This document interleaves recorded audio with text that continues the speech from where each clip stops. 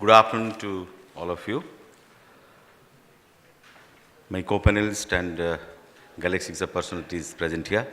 Gentlemen, today I am privileged to be here amidst the galaxy of personalities like all of you as a dreamer to dream about how Odisha will march ahead in the coming 2 decades. Let me candidly admit here that the elements of my dream are not new since these already exist. I am only going to highlight on the areas which, according to my thought or dream, will be the catalyst for Odisha's growth. And my area will be coastal infrastructure development of the state of Odisha. Then when we engineers were always, habituated with showing slides, but I don't think that's not the case here.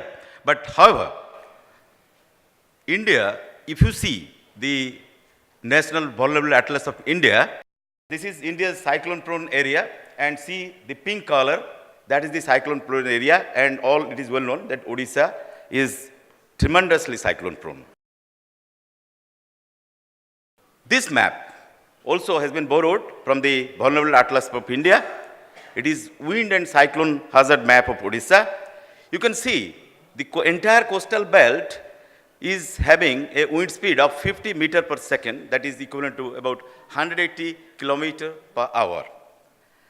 And this zone is considered as very high damage risk zone. Again, a risk element is there in the Orissa coast.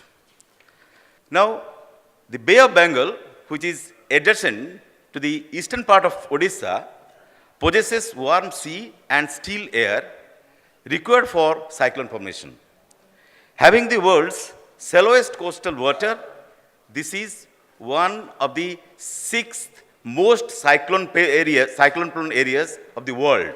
Odisha coast, unfortunately, is not only vulnerable to cyclone, but also it is vulnerable to storm surge wave. It is one of the most storm surge vulnerable regions in the world.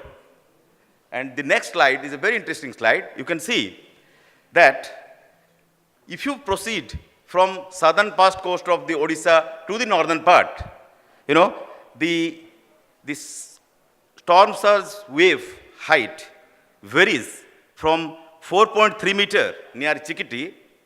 At Puri, it is about 5.5 meter. At Chandbali, it is about 9.6 meter. And near Bahanaga, it is as high as 10.2 meters. A wonderful piece of information. We have got a coastal length of about 480 to 500 kilometer. And within that small stretch of length, we are having a tidal, the surge of height of as high as 5.9 meter difference. This is one of the most unique phenomena in the entire world. Very few parts of the world has got this kind of a typical phenomena. So that's only speaks that how much Odisha coast is vulnerable to the entire world or for ourselves also.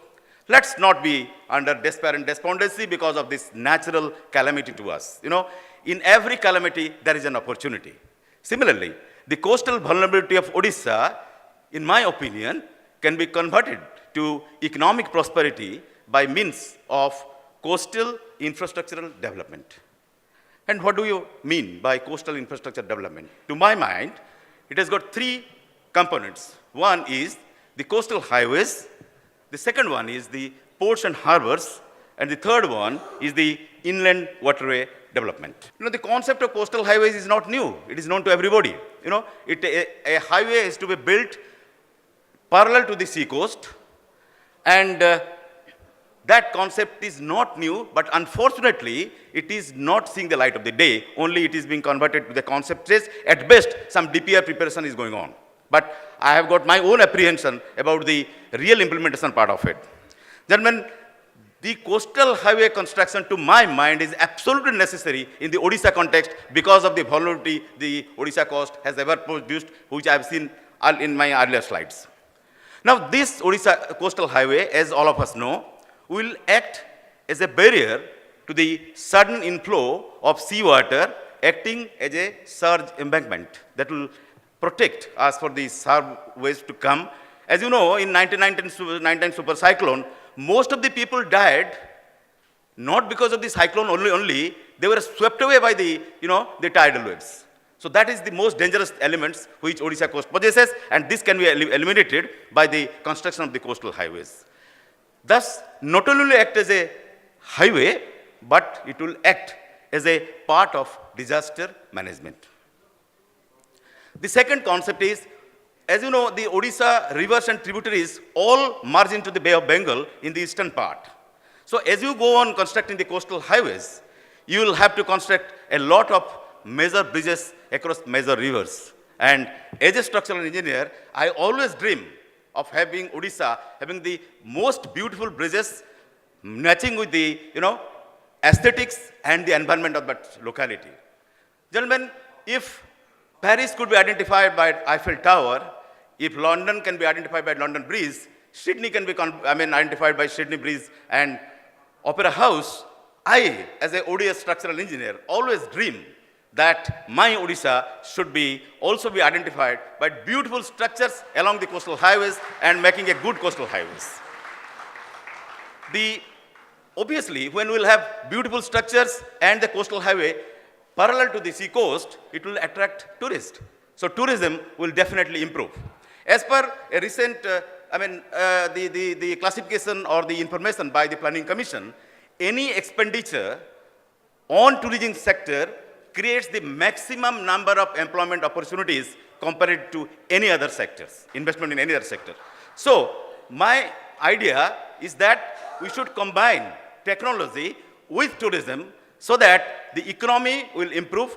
And very interesting statistics, very recently, I think 8 or 10 days before, all of you might have read that United States of America, in spite of Mr. Trump's, this typical attitude to the Indians, but a statistic says that Indians are the 7th largest tourist visitors to United States of America. It doesn't end only at that.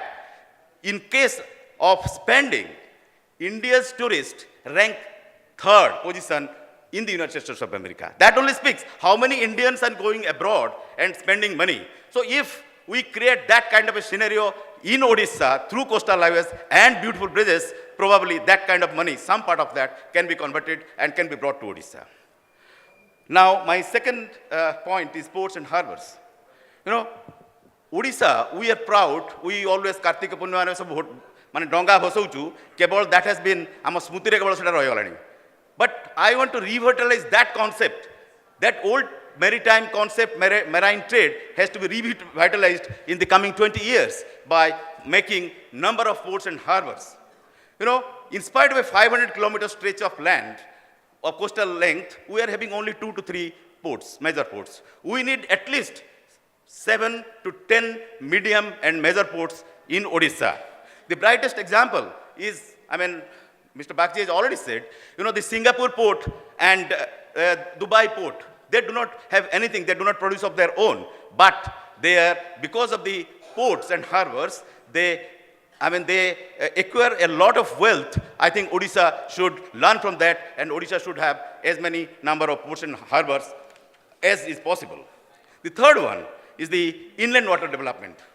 Gentlemen, we have already said that the coastal belt of Odisha, because of the large number of rivers and tributaries, the accessibility is very difficult. So in order to have it more accessible, we can develop the inland waterway development, make the inland water development so that the accessibility can be achieved. Here, I don't mind giving the example of Taladanda Canal. Britishers have made Taladanda Canal not only for the purpose of irrigation, but also it was utilized as a process of transportation, and people also used to travel by boat. So it was a means of transportation. Now it is high time that we have neglected that part. Inland waterway system should be developed for shifting materials to the ports. So that will be, that will help to the ports also. This will achieve also the economy and the environmental surroundings, you can say. The environment will be better because we are taking it through the, through the inland waterway. Now to conclude, a holistic development plan model of the coastal infrastructure is to be made in such a way that the three important elements, namely coastal highways, ports and harbors, and inland waterways, will act as supplementary and complementary to each other. Then only the combined benefit of connectivity, tourism, trade and commerce, disaster management, etc.